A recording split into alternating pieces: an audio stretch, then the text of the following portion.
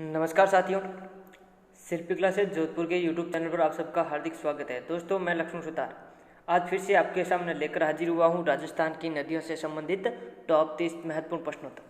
दोस्तों, इससे पहले हमने देखी थी प्रैक्टिस सेट 10, वो भी आपके राजस्थान की नदियों से संबंधित था। आज का जो अपना प्रैक्टिस सेट है ये भी आपके राजस्थान की नदियों से संबंधित है। तो दोस्तों, हम रोजाना है जो राजस्थान का भूगोल है टॉपिक वाइज लेकर चल रहे हैं। तो दोस्तों, अब तक हमने टोटल 10 प्रैक्टिस सेट देखे हैं दोस्तों राजस्थान भूगोल से संबंधित, जो कि आपके टॉपिक से रिलेटेड थे। यानी कि हम प्रत्येक प्रश्नोत्तरी है किसी न किसी टॉपिक से रिलेटेड लेकर चल रहे हैं। तो अगर आपने वो 10 प्रैक्टिस सेट नहीं देखे तो एक बार जाकर उनको जरूर देखिए और शुरू से प्रैक्टिस करें। तो दोस्तों, आज का जो अपना टॉपिक है राजस्थान की नदियाँ, प्रैक्टिस सेट 11। तो दोस्तों, शुरू करते हैं। शुरू करने से पहले वीडियो को लाइक जरूर कर ले और अपने दोस्तों के साथ ज़्यादा से ज़्यादा शेयर कर ले। ठीक है, अगर आप शिल्पी क्लासेज के यूट्यूब चैनल पर नए हो तो शिल्पी क्लासेज के यूट्यूब चैनल को जरूर सब्सक्राइब करें। तो शुरू करते हैं आज का पहला क्वेश्चन। पहला प्रश्न है, राजस्थान में नदियों के कुल अफवाह का कितना अरब सागरीय प्रवाह का भाग है? ए है 26%, बी है 23%, सी है 17%, डी है 62%। राजस्थान में नदियों के कुल अफवाह का कितना प्रतिशत अरब सागरीय प्रवाह का भाग है? तो दोस्तों, आप सभी को पता होगा, जो पिछली प्रैक्टिस शीट देखी थी उसमें मैंने बताया था आपको, राजस्थान में 3 प्रकार का अफवाह पाया जाता है। कितना? 3 प्रकार का। कौन कौन सा? एक तो है आपके अरब सागर, ठीक है, अरब सागरीय प्रवाह, ठीक है, और दूसरा है आपके बंगाल की खाड़ी, ठीक है, और तीसरा है आपके आंतरिक प्रवाह, ठीक है। अरब सागरीय प्रवाह का मतलब है कि कुछ नदियाँ अरब सागर में गिरती है, कुछ बंगाल में अपना जल ले जाती है, बंगाल की खाड़ी में अपना जल ले जाती है, और कुछ आंतरिक प्रवाह की। आंतरिक प्रवाह मतलब जो बहते बहते राजस्थान में ही लुप्त हो जाती है, राजस्थान से बाहर जाकर कहीं लुप्त हो जाती है, वो न तो अपना पानी अरब सागर में ले जाती है और न ही बंगाल की खाड़ी में ले जाती है, तो वो नदियाँ कहलाती है आंतरिक प्रवाह की नदियाँ। तो यहाँ पे पूछा है अरब सागरीय प्रवाह का कितना प्रतिशत है कुल अफवाह में से? तो दोस्तों, इसका राइट आंसर हो जाएगा 17%। अरब सागरीय प्रवाह है वो आपके 17%, यानी कि 17% नदियाँ है अरब सागर में गिरती है, ठीक है। 23% है जो नदियाँ पानी है जो आपके बंगाल की खाड़ी में ले जाती है, ठीक है। अरब सागर में कितने प्रतिशत? 17, बंगाल की खाड़ी में 23%, और आंतरिक प्रवाह की नदियाँ है दोस्तों 60%, ठीक है। याद रखना, सबसे ज़्यादा आंतरिक प्रवाह का भाग है। अगला क्वेश्चन है, लूनी नदी की कुल लंबाई कितनी है? ए है 350 किलोमीटर, बी है 495 किलोमीटर, सी है 512 किलोमीटर, डी है 395 किलोमीटर। लूनी नदी दोस्तों पश्चिमी राजस्थान की जो सबसे लंबी नदी है वो है आपकी लूनी नदी, ठीक है। तो यहाँ पे पूछा है लूनी नदी की कुल लंबाई। तो दोस्तों, इसका राइट आंसर हो जाएगा 495 किलोमीटर। लूनी नदी की जो कुल लंबाई है दोस्तों वो है आपके 495 किलोमीटर, ठीक है। और राजस्थान में जो लूनी नदी की लंबाई है वो है आपके 350 किलोमीटर। लूनी नदी की कुल लंबाई कितनी है? 495, राज्य में है 350, और 512 किलोमीटर है दोस्तों ये आपके बनास नदी की लंबाई है, जो कि आपकी पूर्णतः राजस्थान में बहने वाली सबसे लंबी नदी है बनास नदी। अगला क्वेश्चन है, लूनी नदी पर स्थित जसवंत सागर बांध किस जिले में स्थित है? ए अजमेर, बी पाली, सी जोधपुर, डी जालोर। लूनी नदी पर स्थित जसवंत सागर बांध, दोस्तों जसवंत सागर बांध को आपके पिचियाग बांध भी कहा जाता है। क्या? पिचियाग बांध, ठीक है। पिचियाग बांध कहो या जसवंत सागर बांध कहो, दोनों एक ही है। तो दोस्तों, लूनी नदी पर जो जसवंत सागर बांध बना हुआ है इसका निर्माण आपके 1895 ईस्वी में जसवंत सिंह द्वितीय ने करवाया था। किसने? जसवंत सिंह द्वितीय ने, ठीक है दोस्तों। और ये आपके बिलाडा जोधपुर में स्थित है। कहाँ पर? बिलाडा जोधपुर में। तो इसका राइट आंसर हो जाएगा सी। जसवंत सागर बांध कहाँ पर है लूनी नदी पर? जोधपुर में। अगला क्वेश्चन है, निम्न में से कौन सी नदी बंगाल की खाड़ी में अपना जल नहीं ले जाती है? ए कोठारी, बी परवण, सी मैनाल, डी सुकड़ी। कौन सी नदी बंगाल की खाड़ी में अपना जल नहीं ले जाती है? तो दोस्तों चेक करते हैं। तो दोस्तों, कोठारी नदी आपके बनास में जाती है, और बनास जाती है चंबल में। चंबल अपना जल कहाँ ले जाती है? बंगाल की खाड़ी में। परवण है ये चंबल की सहायक नदी है और ये भी आपकी बंगाल की खाड़ी में जल ले जाती है। मैनाल नदी दोस्तों, मैनाल बनास की सहायक नदी है और बनास है चंबल की, ये भी आपके बंगाल की खाड़ी में जाती है। सुकड़ी दोस्तों, सुकड़ी, इसका राइट आंसर हो जाएगा डी, ठीक है। सुकड़ी नदी है जो अपना पानी बंगाल की खाड़ी में नहीं ले जाती है। क्यों? क्योंकि सुकड़ी है जो आपके लूनी नदी की सहायक नदी है। किसकी? लूनी नदी की सहायक नदी है दोस्तों, जो कि आपके कच्छ के रन में जाकर गिरती है, जो कि आपके अरब सागर का भाग है। तो राइट आंसर हो जाएगा डी। सुकड़ी है जो अपना जल कहाँ ले जाती है, अरब सागर में। अगला क्वेश्चन है, निम्न में से कौन सी नदी सिरोही जिले से निकलती है? ए सुकली, बी है सुकड़ी, डी सागी, डी बांडी। कौन सी नदी का उद्गम है जो सिरोही जिले से होता है?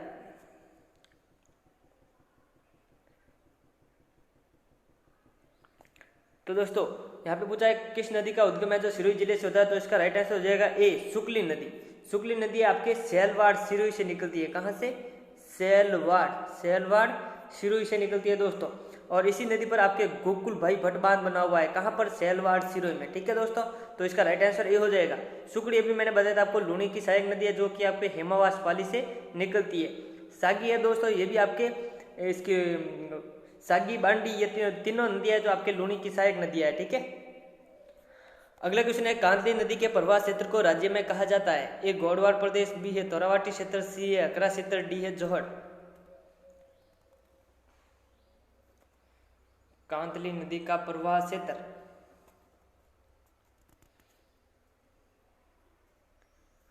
तो दोस्तों राज्य में या ऐसे कह सकते हो जो कांतली नदी का प्रवाह क्षेत्र है उसे राज्य में आपके तोरावाटी बेसिन या तोरावाटी क्षेत्र कहा जाता है। ऑप्शन बी राइट आंसर होगा।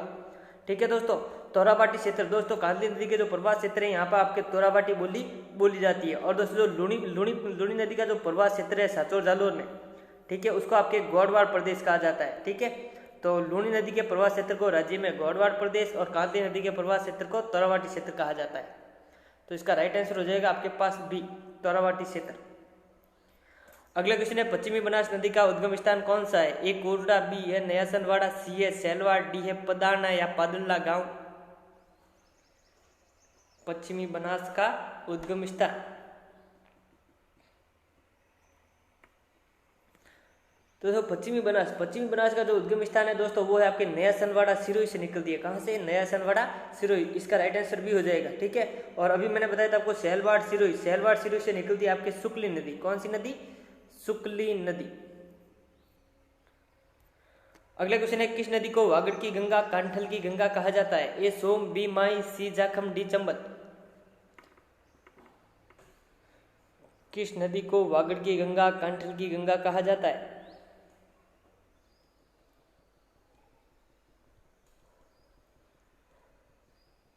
तो दोस्तों आपके वागड़ प्रदेश कहा जाता है बांसवाड़ा डूंगरपुर के भाग को। ठीक है, और कांठल कहा जाता है आपके प्रतापगढ़ को भाग को। तो दोस्तों आपके जो राजस्थान के दक्षिण में बहने वाली नदी कौन सी है? माही नदी है। ठीक है, तो माही नदी को आपके वागड़ की गंगा, कांठल की गंगा, आदिवासियों की गंगा, भीलों की गंगा आदि कहा जाता है। तो इसका राइट आंसर भी हो जाएगा। ठीक है, माही नदी का उद्गम स्थान कहाँ से होता है? तो वो होता है आपके मेहद झील से। मेहद झील कहाँ पे है? तो धार जिला मध्य प्रदेश में है। ठीक है, मेहद झील अमोरू गांव, धार जिला मध्य प्रदेश से माही का उद्गम होता है। माही नदी राज्य में आपके खांदरू गांव से प्रवेश करती है। कहाँ से? खांदरू गांव, बांसवाड़ा से। अगले क्वेश्चन है, निम्न में से कौन सा शहर लूणी के किनारे स्थित नहीं है? ए अजमेर, बी बिल्लाड़ा, सी बालोतरा, डी सोजत। कौन सा शहर लूणी के किनारे स्थित नहीं है?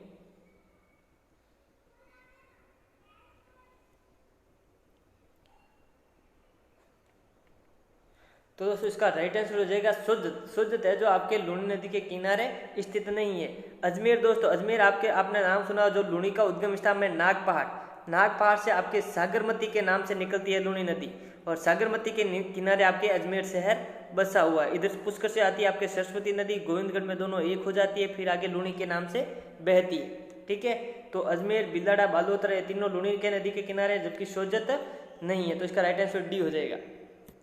अगला क्वेश्चन है, गलियाकोट शहर किस नदी के किनारे स्थित है? A Som, B Jakham, C my, D Banas. Galiakot शहर दोस्तों, गलियाकोट पड़ता है आपके डूंगरपुर में। ठीक है, तो गलियाकोट शहर किस नदी के किनारे स्थित है? गलियाकोट में दोस्तों पीर फखरुद्दीन की दरगाह है। ठीक है, पीर फखरुद्दीन की दरगाह। इसके अलावा दोस्तों गलियाकोट आपके रमकड़ा उद्योग प्रसिद्ध है। कौन सा उद्योग? रमकड़ा उद्योग कहाँ का प्रसिद्ध है? गलियाकोट डूंगरपुर का। और पीर फखरुद्दीन की दरगाह कहाँ पे है? गलियाकोट। तो दोस्तों गलियाकोट शहर है वो आपके माही नदी के किनारे स्थित है। ऑप्शन सी राइट आंसर होगा, माही नदी के किनारे डूंगरपुर में। अगला क्वेश्चन है, सुकली, कुकड़ी, गोहलन आदि नदियां किसकी सहायक है? ए लूणी, बी साबरमती, सी है पश्चिमी बनास, डी है गंभीर।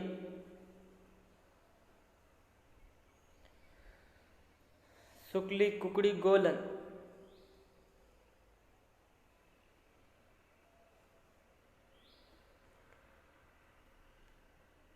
तो थोड़ी देर पहले मैंने बताया था आपकी सुकली है।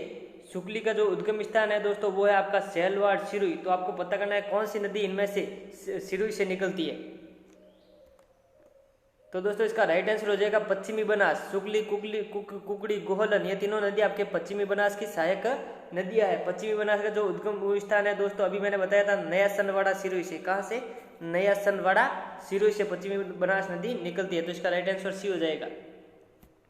अगले क्वेश्चन है बनास नदी की कुल लंबाई कितनी है? ए है 322 किलोमीटर, बी है 350 किलोमीटर, सी है 512 किलोमीटर, डी है 576 किलोमीटर।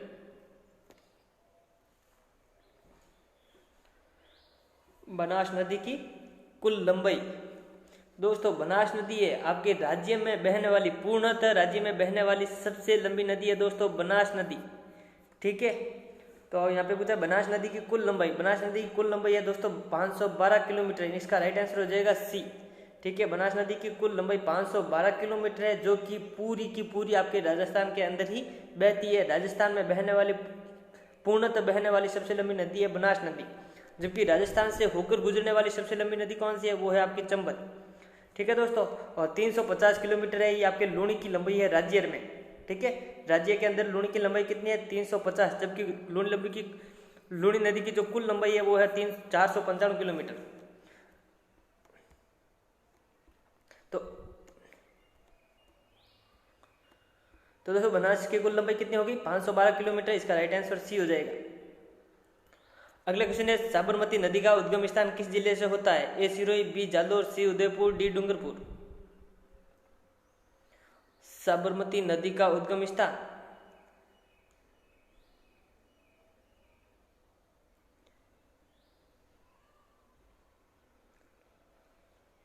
दोस्तों साबरमती नदी निकलती है आपके उदयपुर जिले से। ठीक है, तो इसका राइट आंसर सी हो जाएगा। उदयपुर में कहाँ से तो दोस्तों होता है, वो होता है आपके पादरला या पादरना या पादरला गांव। ठीक है, पादरला गांव उदयपुर से साबरमती नदी का उद्गम स्थान होता है। इस नदी में आपके दोस्तों मानसी और वाकल नदी आकर मिलती है। ठीक है, मानसी और वाकल नदियाँ निकलती है फुलवारी की नाल से।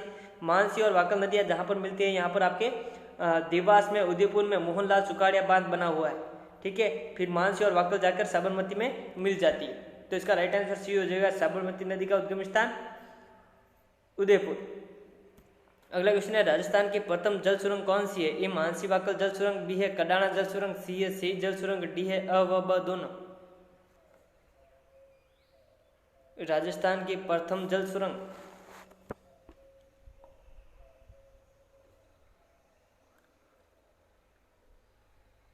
तो दोस्तों इसका राइट आंसर हो जाएगा राजस्थान की जो प्रथम जल सुरंग है वो है आपके सही जल सुरंग। ऑप्शन सी राइट आंसर होगा दोस्तों। ठीक है, जबकि आपके राज्य की सबसे लंबी जल सुरंग कौन सी है? मानसी वाकल जल सुरंग। अगला क्वेश्चन है राज्य की सर्वाधिक बीहड़ बनाने वाली तथा सर्वाधिक अवनालिका अपरदन करने वाली नदी कौन सी है? ए बनास, बी लूणी, सी चंबल, डी काली सिंध। राज्य की सर्वाधिक बीहड़ बनाने वाली तथा सर्वाधिक अवनालिका अपरदन करने वाली नदी। अवनालिका अपरदन का मतलब होता है दोस्तों बहती बहती आपके रेत का कटाव करती है। ठीक है, तो यहाँ से अगर थोड़ा सा इधर आई तो यहाँ से कटाव करती करती करती लंबा कटाव कर दी। ठीक है, यहाँ से आपके गड्ढे कर दी तो इसको कहते हैं आपके ये बीहड़ बन जाते हैं और रेत को बहाकर साथ में ले जाना कहलाता है अवनालिका अपरदन। तो दोस्तों इसका राइट आंसर हो जाएगा Chambal. Option C right answer होगा। ठीक है, चंबल नदी है सर्वाधिक बीहड़ बनाती है और सर्वाधिक अवनालिका अपरदन करती है। सर्वाधिक बीहड़ बनाती है आपके सवाई माधोपुर में। अगला क्वेश्चन है किस नदी का अफवाह तंत्र वृक्षाकार है? ए लूणी, बी बाणगंगा, सी माही, डी चंबल। किस नदी का अफवाह तंत्र वृक्षाकार है? दोस्तों जिस नदी की जितनी सहायक नदियाँ होगी वही आपके वृक्ष का आकार की स्थिति बनाएगी। ठीक है, तो जितनी ज्यादा नदियाँ आएगी उधर आशा के मिलती जाएगी तो वृक्षाकार आकार में बनती जाएगी। ये देखो ये वृक्ष के आकार में बन गए ये।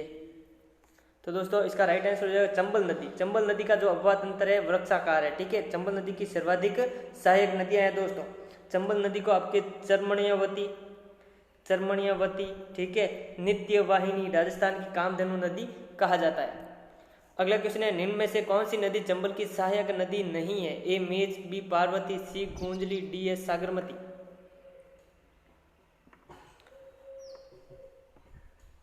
चंबल की सहायक नदी नहीं है।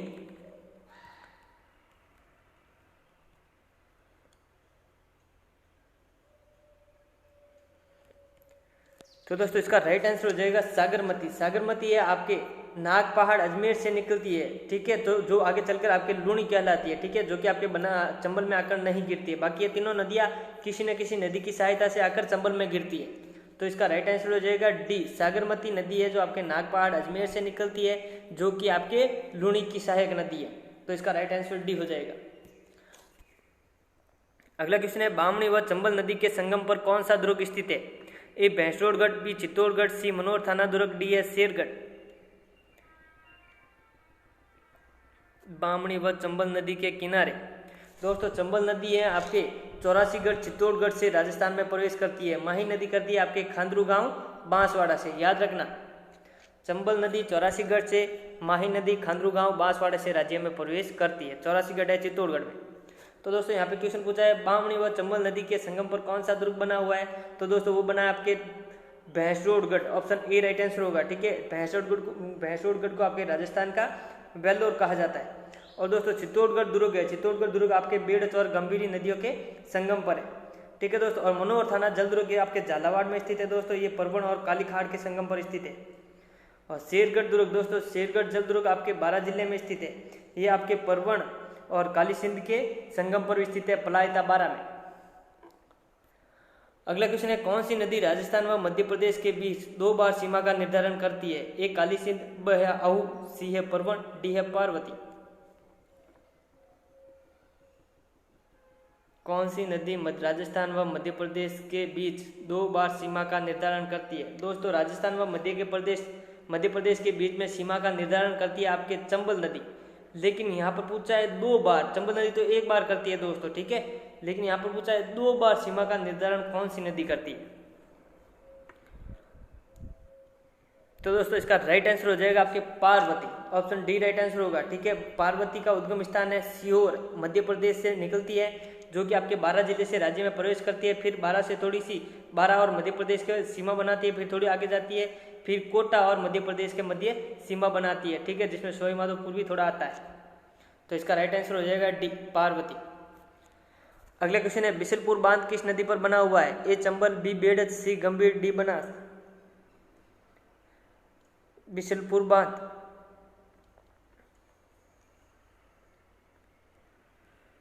दोस्तों, बिशलपुर बांध है आपके बनास नदी पर स्थित है। किस जिले में स्थित है?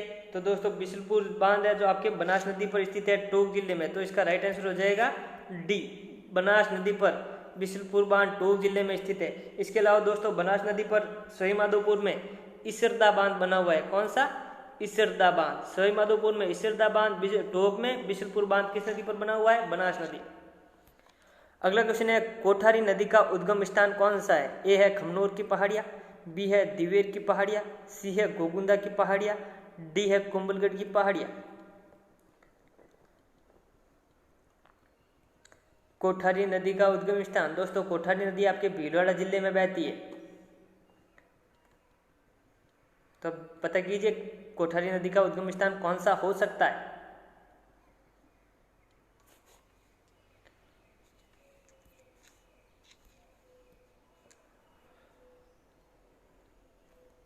दोस्तों गोगुंदा की पहाड़ियाँ आपके उदयपुर में स्थित है, ठीक है, और दिवेर की पहाड़ियाँ, खमनोर की पहाड़ियाँ ये आपके राजसमंद में स्थित है।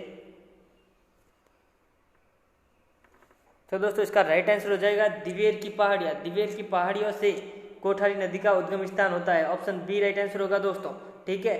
कोठारी नदी पर भीलवाड़ा में मेजा बांध बना हुआ है दोस्तों, ठीक है, तो इसका राइट आंसर भी हो जाएगा। खमनोर की पहाड़ियों से दोस्तों निकलती है बनास नदी। कौन सी? बनास नदी निकलती है खमनोर की पहाड़ियों से। दिवेर की पहाड़ियों से निकलती है कोठारी नदी। और गोगुंदा की पहाड़ियाँ उदयपुर में, यहाँ से दोस्तों आयड़ नदी निकलती है। कौन सी नदी? आयड़ नदी निकलती है, जो आगे चलकर उदय सागर झील में गिरती है। उदय सागर झील में गिरने के पश्चात आती है बेड़च कहलाती है। क्या कहलाती है? बेड़च। तो ठीक है दोस्तों, तो इसका राइट आंसर हो जाएगा कोठारी नदी का उद्गम स्थान है दिवेर, ऑप्शन बी। अगला क्वेश्चन है मेज बांध किस जिले में स्थित है? ए भीलवाड़ा, बी टोंक, सी बूंदी, डी झालावाड़। मेज बांध दोस्तों अभी हम थोड़ी देर पहले बात की थी मेजा बांध। मेजा बांध तो था आपके कोठारी नदी पर भीलवाड़ा में। अब बात नहीं है मेज बांध। तो दोस्तों मेज बांध है आपके मेज नदी पर। मेज बांध मेज नदी पर बूंदी में बना हुआ है। कहाँ पर? बूंदी में। तो इसका राइट आंसर हो जाएगा सी। मेजा बांध भीलवाड़ा, मेज बांध बूंदी में। अगला क्वेश्चन है पांचला बांध किस जिले में स्थित है? ए जालोर, बी करौली, सी टोंक, डी है कोटा। पांचला बांध दोस्तों राज्य में दो बांध है जो इसका नाम सेम है। एक तो है आपके पांचला और एक है पांचना। ठीक है, पांचला और पांचना। तो पांचला बांध का पूछा है, पांचला बांध किस जिले में स्थित है? तो दोस्तों पांचला बांध है आपके जालोर जिले में स्थित है। ऑप्शन ए राइट आंसर होगा। जबकि पांचना, ठीक है, पांचला बांध कहाँ पे है? जालोर में। और करौली में है जो बना हुआ वो है आपके पांचना बांध। ठीक है, तो एक है ला, एक है ना, ध्यान रखना। पांचला जालोर, पांचना करौली। तो इसका राइट आंसर पांचला बांध कहाँ पे है? Jalore. Option A right answer होगा। अगला क्वेश्चन है बनास, डाई, खारी नदियों द्वारा त्रिवेणी संगम किस स्थान पर बनता है? ए भिंगोद, बी रामेश्वरम, सी है राजमहल, डी है नवाटापुरा।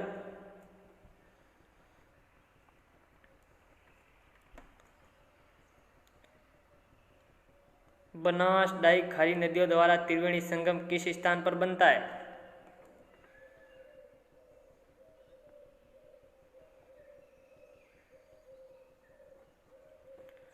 तो दोस्तों बनास, डाई, खारी इन नदियों का जो त्रिवेणी संगम बनता है वो बनता है आपके राजमहल टोंक में। इसका राइट आंसर सी हो जाएगा। बिंगोद में बनता है आपके मैनाल, मैनाल, बनास, ठीक है, और बेड़स नदी का। मैनाल, बेड़स और बनास नदी का बनता है बिंगोद भीलवाड़ा में। ठीक है दोस्तों, इसके अलावा चंबल, बनास और सीप नदी का बनता है रामेश्वर घाट, सवाईमाधोपुर में। और नवाटापुरा में बनता है आपके माई सोमचाखम का। तो यहाँ पर पूछा है बनास, डाई, खारी इनका बनता है आपके राजमहल टोंक में। ऑप्शन सी राइट आंसर होगा। अगला क्वेश्चन है किस नदी को मृत नदी, चौतांग नदी तथा दृष्टद्वैती नदी कहा जाता है? ए लूणी, बी बनास, सी घग्गर, डी है चंबल।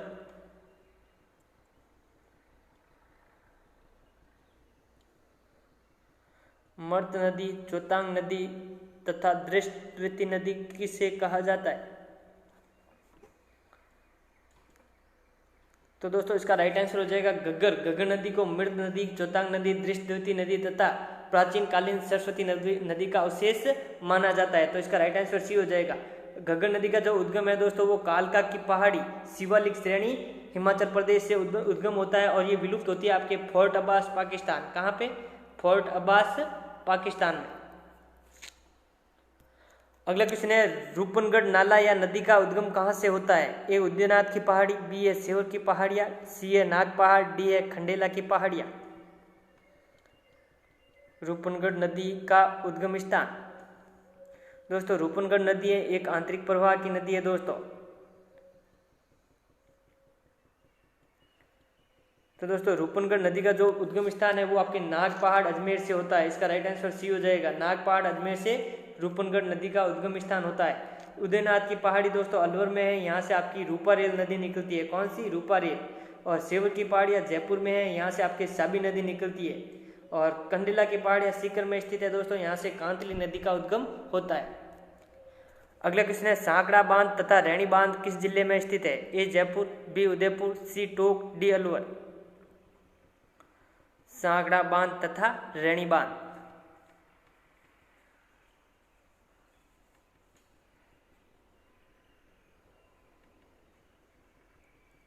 दोस्तों सांकड़ा बांध, रैणी बांध ये आपके अलवर जिले में स्थित है। इसका राइट आंसर डी हो जाएगा। ठीक है, उदयपुर में दोस्तों आपके अकोदड़ा व मादड़ी बांध बना हुआ है। कौन सा? अकोदड़ा। अकोदड़ा व मादड़ी बांध, मादड़ी बांध, अकोदड़ा बांध उदयपुर में है। सांकड़ा तथा रैणी बांध अलवर में है। ठीक है, तो इसका राइट आंसर डी हो जाएगा अलवर। अगला क्वेश्चन है किस जिले में तीनों प्रकार का अफवाह तंत्र देखने को मिलता है? ए अजमेर, बी उदयपुर, सी जयपुर और डी है जालोर। तीनों प्रकार का अफवाह तंत्र का मतलब है दोस्तों जहाँ से आपका नदी है जो पानी अरब सागर में भी ले जाती है, बंगाल की खाड़ी में भी ले जाती है और बहती बहती हुई नदी विलुप्त भी हो जाती है। ये तीनों तरह का अफवाह तंत्र किस जिले में देखने को मिलता है? तो दोस्तों आपके राजस्थान में तीनों प्रकार का जो अफवाह तंत्र देखने को मिलता है दोस्तों, वो मिलता है आपके अजमेर में। ऑप्शन ए राइट आंसर होगा। ठीक है, अजमेर से आपके लूनी नदी निकलती है नाग पहाड़ से, जो अपना पानी कहाँ ले जाती है, अरब सागर में ले जाती है। ठीक है, और अजमेर से होकर आपकी बनास नदी निकलती है दोस्तों। कौन सी नदी, बनास नदी, जो कि अपना पानी कहाँ पे ले जाती है, बंगाल की खाड़ी ले जाती है। ठीक है दोस्तों, और रूपनगढ़ नाला, अभी हमने पढ़ा था रूपनगढ़ नदी या नाला, वो निकलती है नाग पहाड़ से, जो कि आपके अंतः प्रवाह की नदी है। तो तीनों प्रकार का प्रवाह देखने को कहाँ पे मिलता है, अजमेर जिले में। ऑप्शन ए राइट आंसर होगा। अगला क्वेश्चन है, निम्न में से कौन सी नदी सांबर झील में आकर गिरती है। ए है साबी नदी, बी है सागी नदी, सी है मेहता, डी है रूपरे। कौन सी नदी है जो सांबर झील में आकर गिरती है या सांबर झील में आकर खत्म हो जाती है।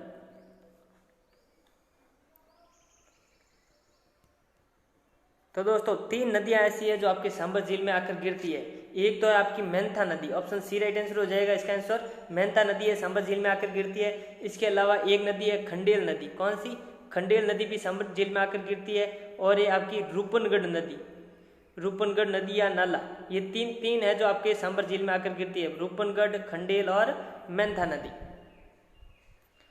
अगला क्वेश्चन है, राज्य के किस जिले में एक भी नदी नहीं है। ए है श्रीगंगानगर, बी है सीकर, सी बीकानेर, डी दौसा। राज्य के किस जिले में एक भी नदी नहीं है। ए श्रीगंगानगर, बी सीकर, सी बीकानेर, डी दौसा। दोस्तों राज्य में अगर बात की जाए सर्वाधिक नदियां किस संभाग में बहती है, तो सर्वाधिक नदियां बहती है आपके कोटा संभाग में। ठीक है, और पूछा जाए सर्वाधिक नदियां किस जिले में बहती है, तो सर्वाधिक नदियां निकलती है आपके उदयपुर जिले से। ठीक है, जिले की बात की जाए तो उदयपुर, संभाग की बात की जाए तो कोटा जिले से आपके सर्वाधिक नदियां बहती है। तो यहाँ पर पूछा है किस जिले में एक भी नदी नहीं बहती है, तो दोस्तों इसका राइट आंसर हो जाएगा आपके बीकानेर। बीकानेर और चूरू 2 जिले ऐसे हैं जिनमें एक भी नदी नहीं है, तो इसका राइट आंसर सी हो जाएगा। और न्यूनतम नदियों वाला संभाग कौन सा है आपके, वो है बीकानेर। सर्वाधिक वाला कोटा संभाग। ठीक है दोस्तों, कोटा से आपकी चंबल नदी का जो आपके प्रवाह है वो आपके वृक्षाकार है। ठीक है दोस्तों, अफवाह तंत्र। तो दोस्तों ये थे आज के आपके टॉप 30 क्वेश्चंस। दोस्तों शिल्पी क्लासेज यूट्यूब चैनल को अपने दोस्तों के साथ जरूर शेयर करें दोस्तों, ताकि वो भी घर बैठे इनका प्रैक्टिस शीट से प्रैक्टिस कर सके। दोस्तों आपके पटवारी के एग्जाम, कांस्टेबल के एग्जाम बहुत ही जल्दी होने वाले हैं, तो मैं चाहूँगा घर बैठे इनका प्रैक्टिस जरूर करें दोस्तों। कोचिंग की अभी सारी बंद है, तो आपके लिए एकमात्र सहारा है प्रैक्टिस सेट, तो इनसे करते रहें और घर पर डेली रिवीजन करते रहें। तो दोस्तों आज के लिए इतना ही, फिर मिलते हैं नेक्स्ट प्रैक्टिस शीट के साथ। Thank you.